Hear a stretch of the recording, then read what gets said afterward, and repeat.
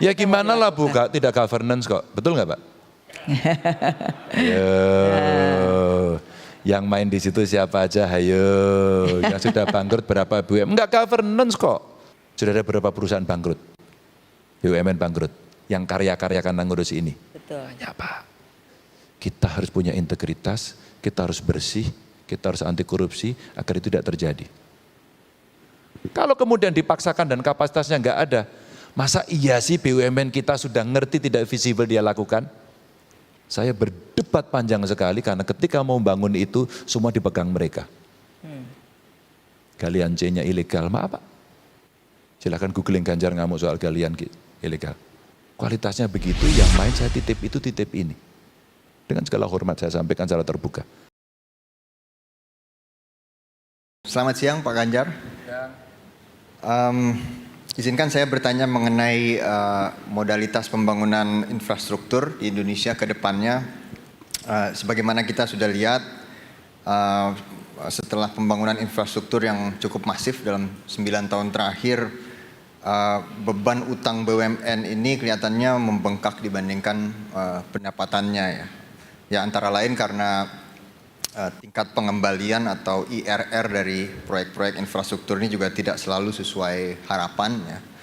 Dan fenomena ini juga maksudnya IRR rendah ini juga yang menjadi tantangan untuk masuknya minat sektor swasta ke dalam proyek infrastruktur. Lalu dalam rangka mengembalikan kesehatan BUMN, kita juga lihat tren di mana kebutuhan suntikan modal kepada BUMN dari APBN ini juga semakin besar. Padahal APBN Indonesia ini juga sedang dalam fase harus menurunkan rasio utang pemerintah yang sempat melonjak pasca COVID.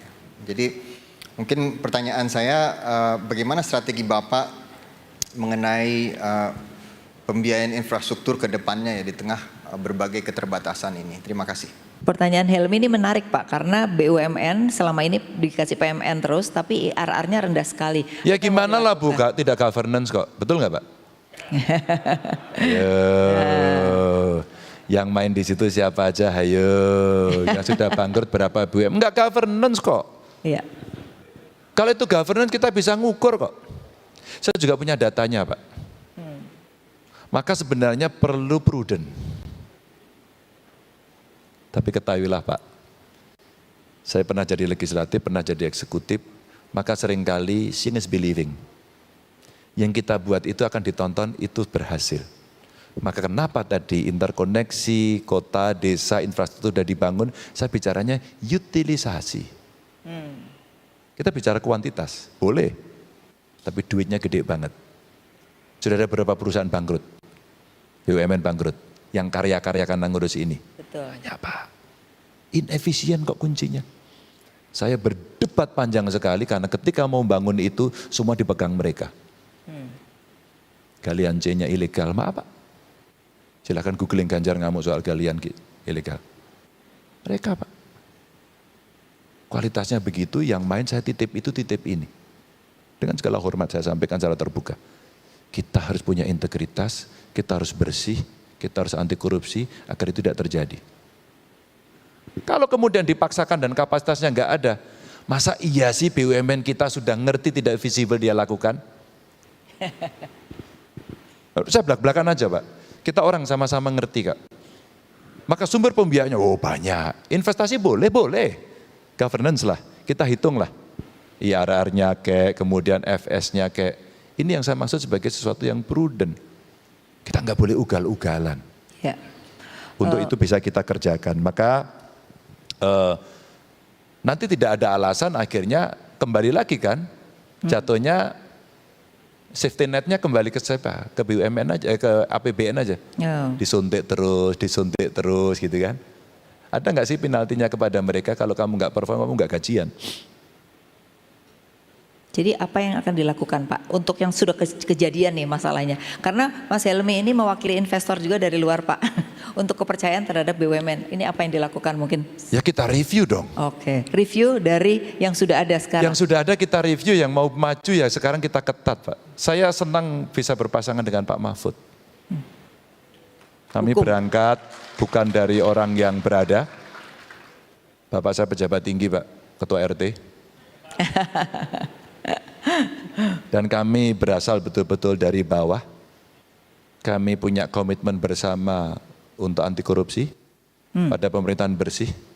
Dan masing-masing dari kami punya track record untuk melakukan itu. Artinya ketika kita menangani hal-hal semacam ini yang sebelah sini sudah terlanjur ugal-ugalan, yang di sini sudah terlanjur depend on jadi hutang, ya tugas kita menyelesaikan, nggak perlu menyalahkan. Baik. Pak saya ngalami kok waktu itu, ini sudah terjadi. Tol Semarang Solo itu nggak pernah dibuka Pak, sampai saya jadi gubernur. Lama sekali, saya tanya, kenapa nggak dibuka? Apa, Pak, ada Pak, ketakutan konstruksi Pak. Loh kemarin kenapa enggak? Buka besok, saya paksa Pak, dibuka Pak. Dibuka. Oke. Maksud saya banyak yang kemudian kita ragu terhadap apa yang kita rencanakan. Iya. Maka saya cerita di awal tadi satu datanya Pak. Data kita selalu buruk kok. Data kita selalu membuat bias gitu. Maka kalau kemudian kita punya integritas pada masing-masing, ya kita mesti review. Oh yang ini masalah, ini kasus selesaikan. Iya. Ini bisa jalan-jalan. Oh ini investornya bagus, catat investor bagus. Ini kita promote. Ini nggak benar, Baik. sudah pangkas aja itu. Bahasanya seperti itu kira-kira. Assalamualaikum, selamat siang Pak Ganjar. Saya ada 2 poin yang ingin saya tanggapi sekaligus juga meminta pertanyaan dari Pak Ganjar. Yang pertama saya mau menyambung tadi ekonomi maritim dan juga ketimpangan. Tapi saya mau fokus ke arahkan ke Indonesia Timur. Tadi Pak Ganjar udah nyebut Maluku, Kalimantan dan sebagainya. Nah tanpa bermaksud menyinggung SARA, saya by ethnicity representasi dari Indonesia Timur. Tapi untuk mendongkrak Indonesia Timur ini kompleksitasnya luar biasa Pak. Bukan berarti tidak ada dalam 10 tahun terakhir itu upaya. Tapi kalau kita melihat ekonomi kita, pergeserannya sangat sedikit sekali. Tadi mendorong maritim, tapi tol laut tidak terlalu banyak efektif selama ini. Memang sudah ada pembangunan infrastruktur, tapi dampaknya untuk jual produk-produk perikanan yang di Maluku dan lain-lain itu tetap masih masalah dari sekarang. Ada bangun smelter untuk hilirisasi di daerah-daerah yang ada smelter, terjadi pertumbuhan ekonomi double digit. Tapi kemiskinan tidak terlalu banyak berubah, bahkan di beberapa tempat kemiskinannya meningkat. Mau bangun pariwisata transportasinya sangat mahal. Nah jadi kompleks sekali.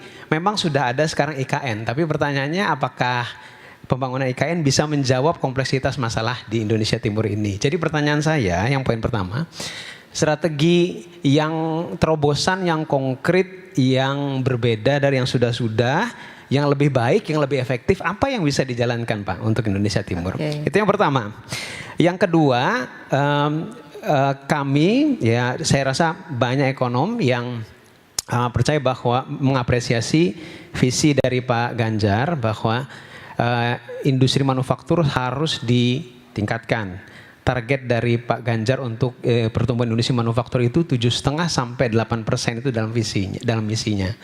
Nah ini bukan target yang main-main Pak, karena 2 kali lipat dari pertumbuhan yang sekarang 4%.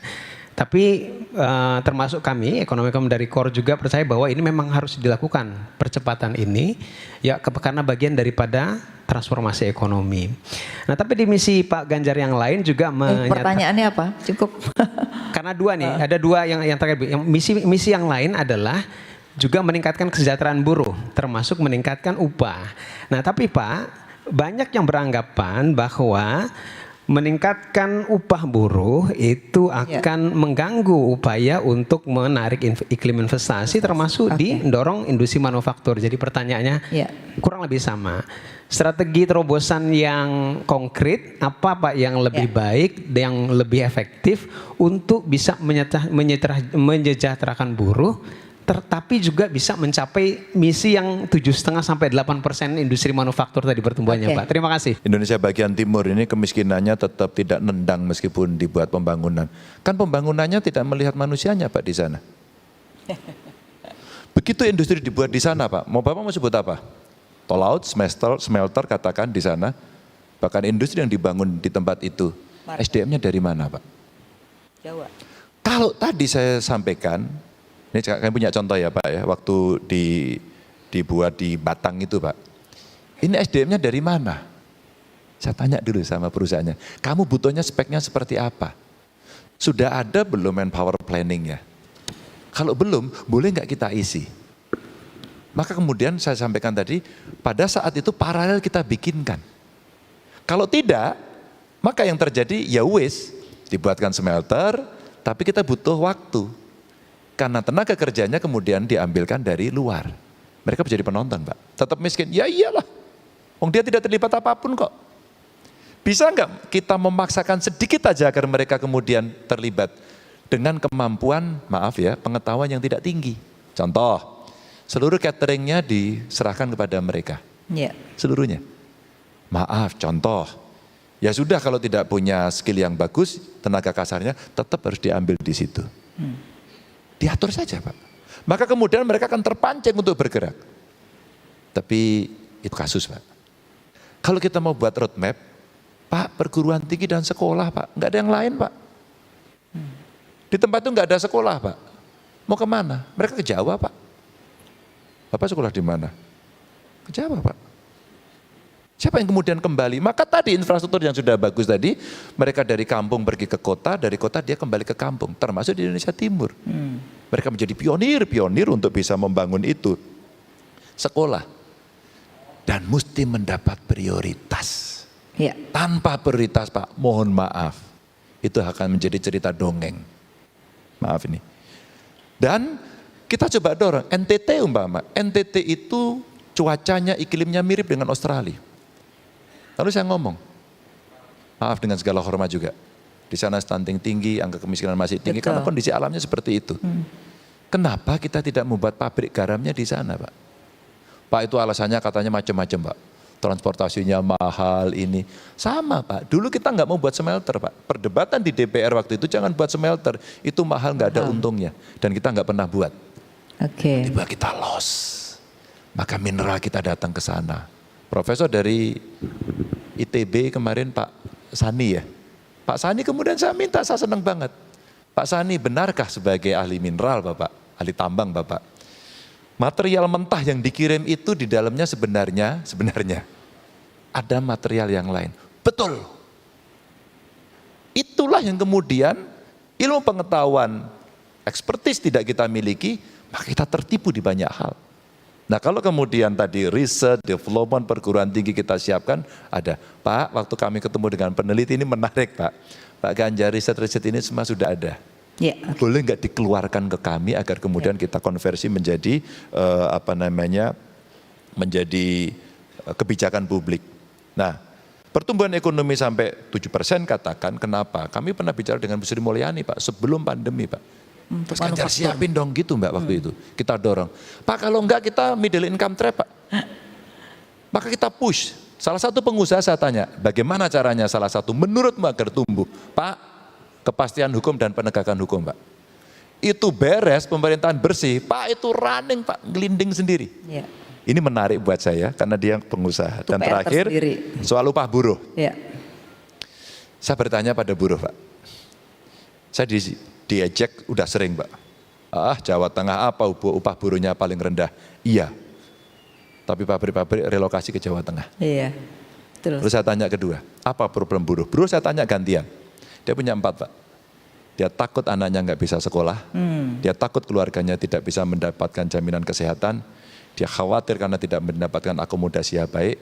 Dan dia berat di ongkos Pak, transportasi. Oke. Satu Pak, sekolah.